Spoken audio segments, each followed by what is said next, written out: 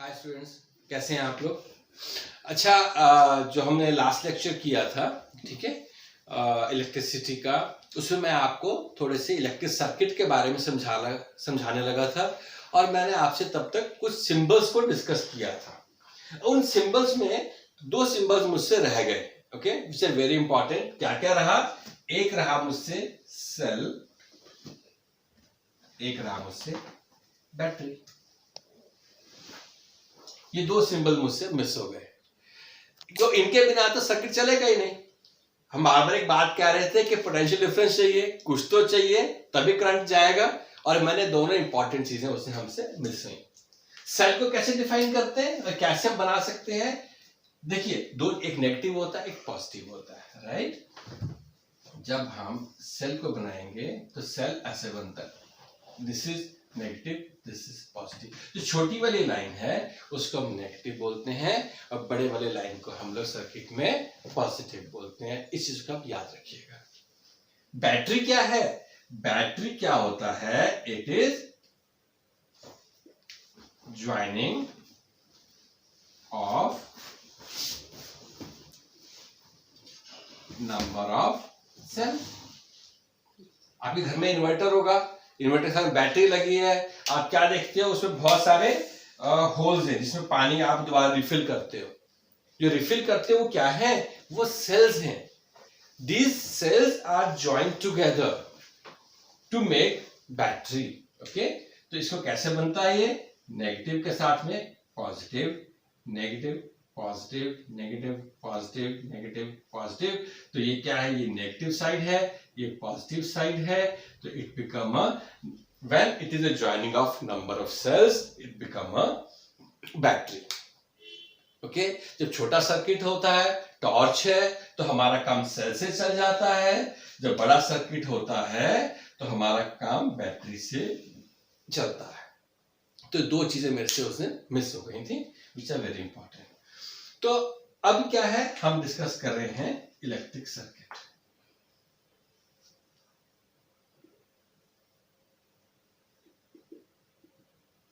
It is a closed path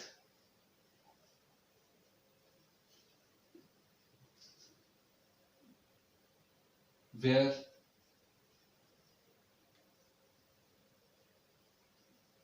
current moves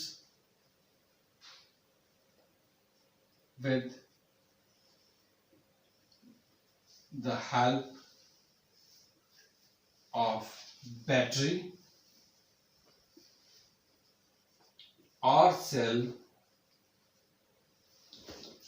in an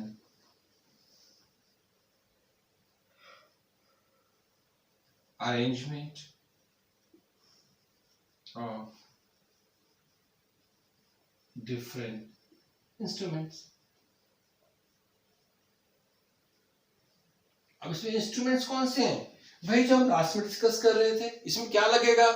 इसमें resistance होगा, इसमें bulb होगा, वायर होगी, रियोस्टेट पे लगा सकते हैं वेरिएबल के लिए, ओके। इसमें एमीटर होगा। एमीटर क्यों लगाएंगे? To measure the current. इसके अंदर गैल्वेनोमीटर भी लगा सकते हैं, क्यों? To detect the current as well as to know the direction of the current. We are using voltmeter in it. Why? Because voltmeter measure the potential difference or the voltage. Okay, so this is a, we are talking about an circuit. अब एक circuit जब बात कर रहे हैं तो हम circuit को कैसे बनाते हैं, इसको थोड़ा सा ध्यान दें, ठीक है। देखिए, एक सर्किट बनाएंगे जिसमें हम एमीटर, वोल्टमीटर, रेजिस्टेंस सबका इस्तेमाल करेंगे, ओके। अभी यहां से हम शुरू करते हैं। हमें क्या चाहिए? सबसे पहले हमें चाहिए एक वायर। वायर कैसी चाहिए? मेटल की।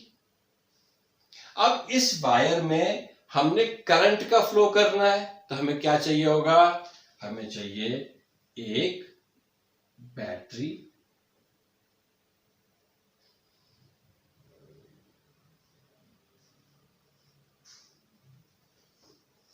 बैटरी में मतलब इसके अंदर हमें 2 पॉइंट चाहिए, नेगेटिव एंड पॉजिटिव। तो ये क्या बन गया, बैटरी बन गई।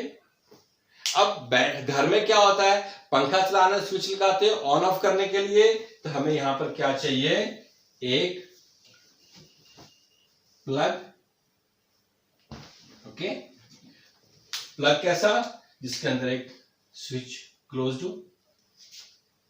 ओके, अब यहां पे अगर करंट मूव करता है तो हमें क्या चाहिए,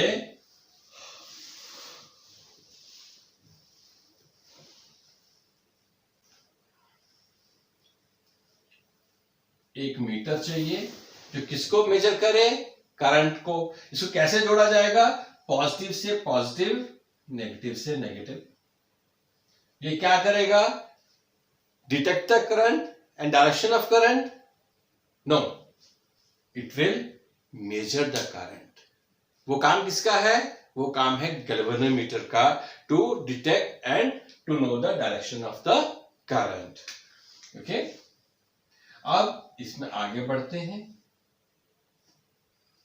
और यहां आके हम लोग अप्लाई करते हैं एक रेजिस्टेंस। ठीक है, अब रेजिस्टेंस को हमें मेजर करना है। अगर आपको याद होगा, मैंने आपसे कहा था ammeter is always connected in series. Series का मतलब होता है एंड टू एंड। ओके, यहां पे पॉजिटिव से पॉजिटिव जुड़ गया। अब ये हमने रेजिस्टेंस यूज किया, इसको डिनोट करते हैं आर से। तो ये क्या होता है कि जो वोल्ट मीटर है, it always connected in parallel. तो यहां पर भी सेम रहेगा, ये पॉजिटिव है तो पॉजिटिव से पॉजिटिव और नेगेटिव से नेगेटिव। ये क्या मेजर करेगा, रेजिस्टेंस का पोटेंशियल मेजर करेगा। Okay, so it become a circuit. अब सर्किट में करंट कैसे मूव करेगा, अब एक मिनट रखिए इसको।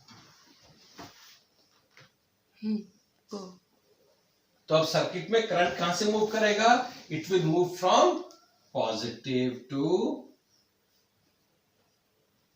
Negative.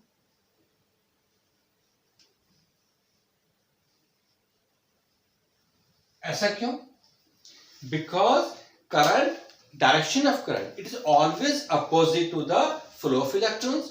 Negative, it is negative is what, electrons. Electron जिस डायरेक्शन में फ्लो करेंगे, करंट उससे अपोजिट डायरेक्शन में मूव करेगा। Is it clear? ओके, तो यहां पर एक चीज और हम करते हैं। लेट्स सपोज हमारे पास क्या है, हम कह रहे हैं एक छोटा सा, एक और मैं आपसे इसको रब करते हैं। ठीक है,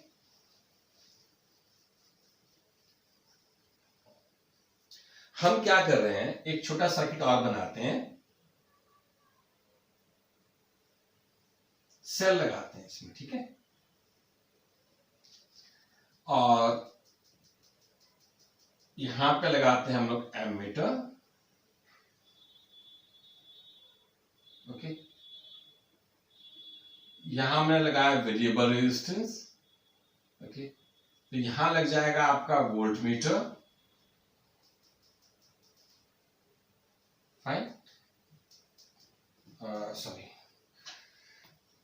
यहां एक लगा दीजिए आप प्लग, और फिलहाल इस सर्किट को कंप्लीट कर दीजिए। ये पॉजिटिव है, ये नेगेटिव है, तो ये पॉजिटिव हुआ, ये नेगेटिव हुआ, ये पॉजिटिव, ये नेगेटिव। तो करंट ऐसे ऐसे ऐसे ये मूव कर रहा है। ठीक है, तो मैं आपसे कुछ चीज बताने जा रहा हूं, विच इज बहुत इंपॉर्टेंट है, थोड़ा सा ध्यान देना इस पे ना। अभी मैंने एक सेल लगाया, एक सेल लगाया, और इस सेल को लगा करके मैंने चेक किया कि भी करंट क्या है। सेल को लगा के करंट चेक किया, और फिर मैंने क्या चेक किया कि वोल्टेज क्या आ रही है। ओके, अब हमने क्या किया, हम दो चीजों को स्टडी करना चाह रहे हैं, करंट को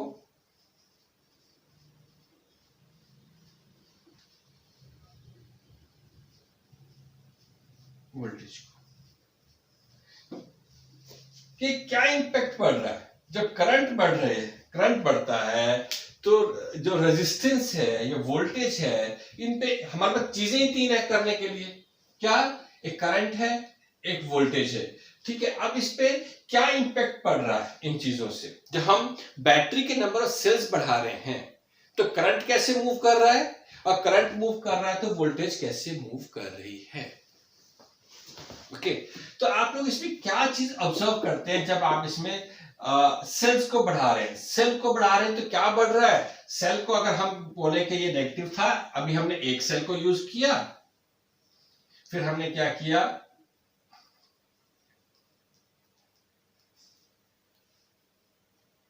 एक और बढ़ा दिया।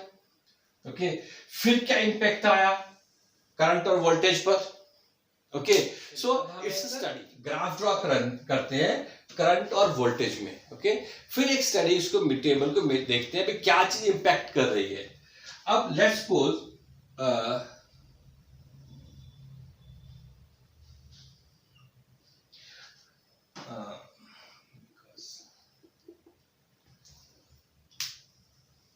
एक्स एक्सिस पर हम मेजर कर रहे हैं लेट्स सपोज करंट, और वाई एक्सिस पर हम मेजर करते हैं वोल्टेज। ये आप लोग लेबोरेटरी में बहुत अच्छे से कर पाएंगे। जब से आप स्कूल ओपन होंगे आपके, तो फिजिक्स लैब में आप इसको अच्छे से कर पाएंगे कि जब आप करंट को इंक्रीज कर रहे हैं तो वोल्टेज पर क्या इंपैक्ट पड़ रहा है। ओके, जब आप इसको ड्रॉ करेंगे प्रैक्टिकली तो आपको क्या, you will find out that it's a graph like a slope. Okay, like this. ये ग्राफ बिल्कुल ऐसे जाएगा आपका। इट मीन्स इससे क्या है कि current is I, voltage is V। जैसे जिस रेशियो प्रोपोर्शन में करंट बढ़ रहा है उसी प्रोपोर्शन में वोल्टेज भी बढ़ रहा है। It means they are directly proportional to each other.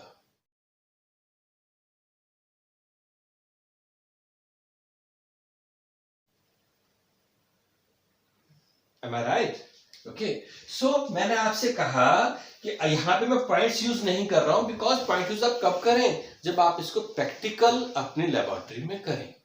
Okay, तो हम कहना चाह रहे हैं कि जिस रेशियो में होगा voltage is directly proportional to the current. V is proportional to I. Okay, तो अब यहां पर क्या है कि जैसे जिस रेशियो में बढ़ रहा है दोनों सेम रेशियो में बढ़ रहे हैं। V is equal to I R. This R is what? R is resistance, और यहां पर ये कांस्टेंट है। Okay, V is equal to IR। This thing is called Ohm's law. This scientist called Ohm's, जिन्होंने लॉ दिया between किसमें, V और I में, कि दोनों जो है डायरेक्टली प्रोपोर्शनल हैं। This is called Ohm's law. Okay, यहां से आप न्यूमेरिकल में बहुत सारी चीजें डिराइव कर सकते हैं। देखिए नंबर एक क्या है, V is equal to IR, R is equal to V upon I, R is equal to V upon I। क्या बना ये? R is resistance, R is resistance. Resistance क्या है? Which opposes the flow of current, which opposes the flow of current, that called resistance, and the units of resistance is ohm. Units of voltage, volts and ampere. तो यहां से मैं क्या define कर सकता हूं? ओम। A resistance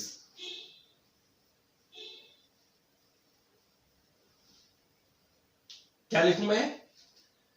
resistance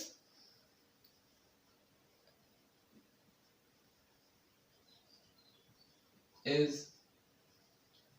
said to be 1 ohm if it is producing a current of 1 ampere in a circuit of having voltage of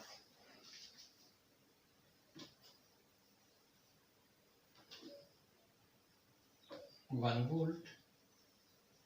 So this is called 1 ohm. ओम को कुछ इस तरह से लिखा जाता है.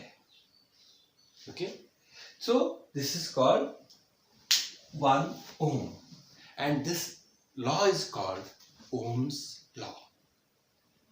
Okay, तो इसके आगे मैं आपसे डिस्कस करूंगा सारा कुछ अपने नेक्स्ट लेक्चर में. अभी आप टिल देन आप इस पर फोकस करें, फिर हम इसके आगे बढ़ेंगे. ठीक है, till then bye bye and thank you very much.